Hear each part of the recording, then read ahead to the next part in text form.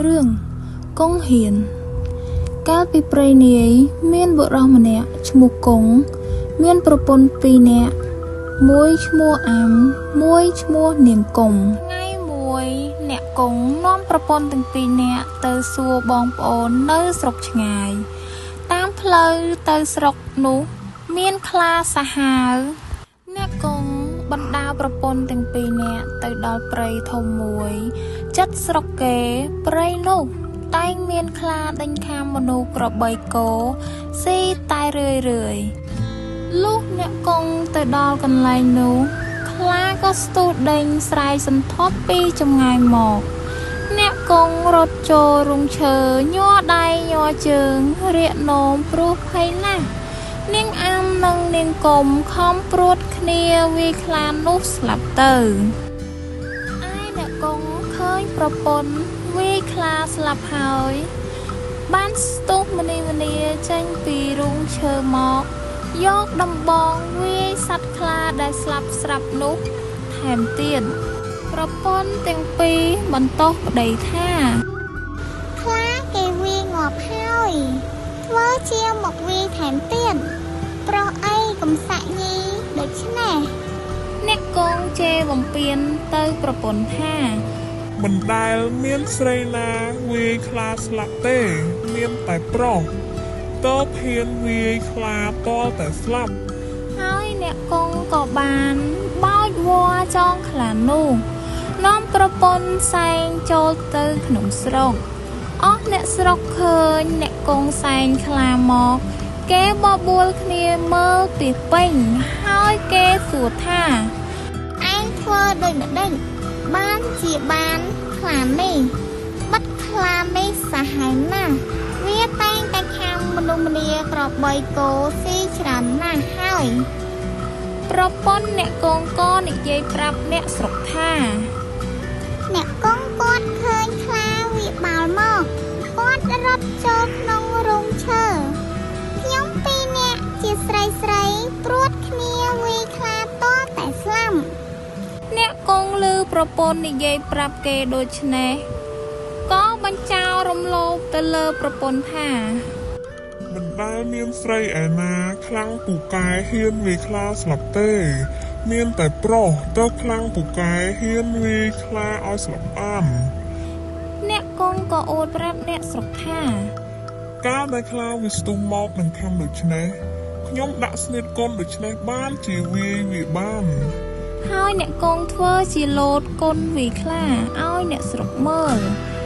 ឯអស់អ្នកស្រុកកោតខ្លាចអ្នកកងរាល់គ្នាហើយឲ្យឈ្មោះថាកុងហ៊ានតាំងពីថ្ងៃនោះមក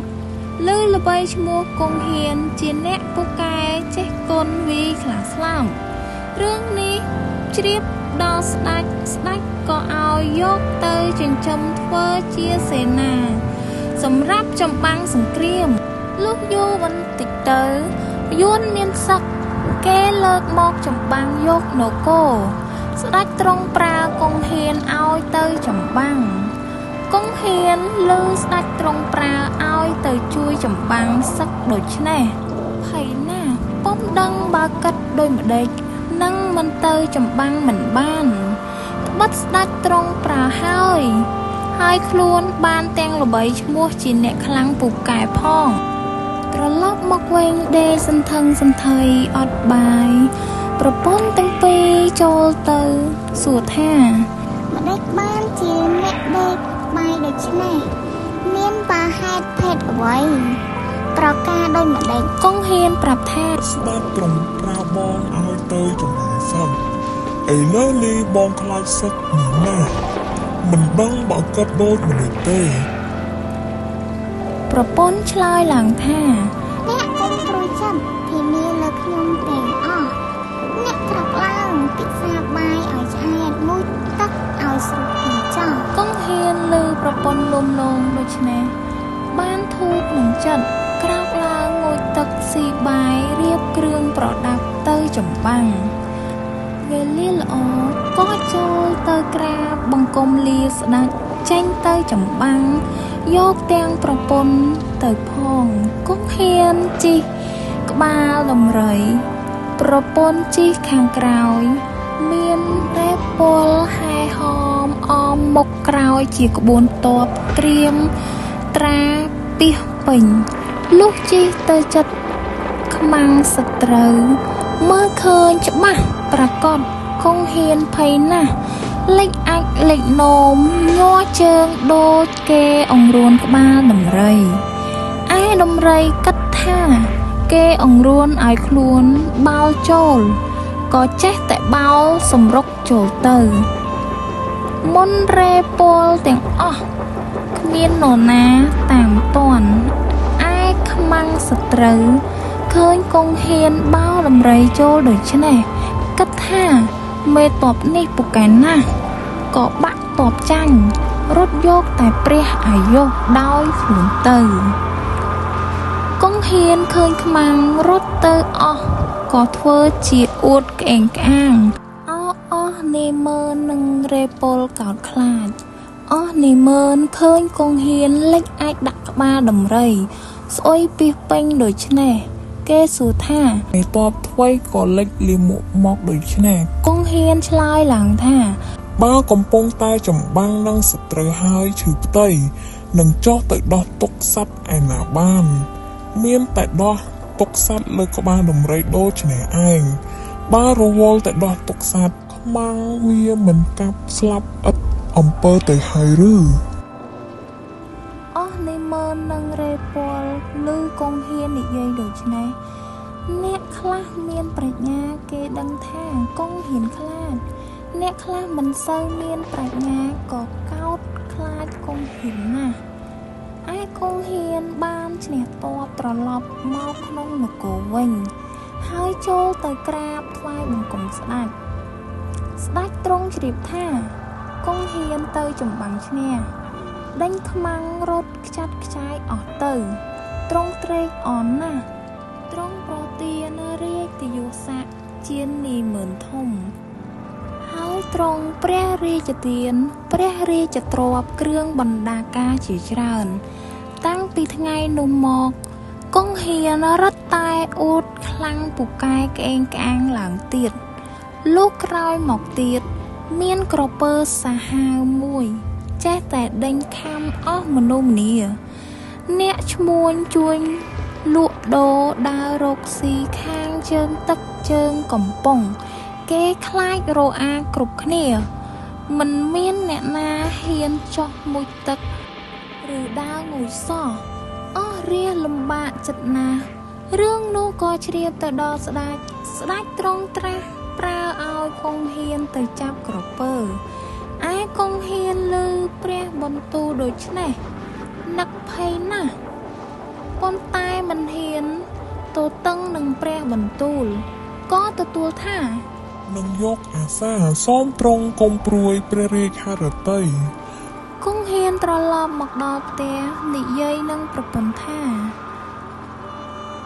គេអើយឥឡូវនេះស្ដេចទ្រង់ប្រើយើងឲ្យទៅចាប់ក្រពើក្នុងទន្លេត្បិតក្រពើសាហាវណាស់ម្ដងនេះឃើញជាមិនរួចខ្លួនទេមុខជាក្រពើខាំស្លាប់មិនខានពីមុននៅលើគោគ្រាន់នឹងមើលទៅឃើញឥឡូវនេះនៅក្នុងទឹកធ្វើដូចម្ដេចនឹងកិច្ចរួចប៉ុន្តែស្ដេចទ្រង់ប្រាហើយនឹងមិនទៅក៏មិនបាន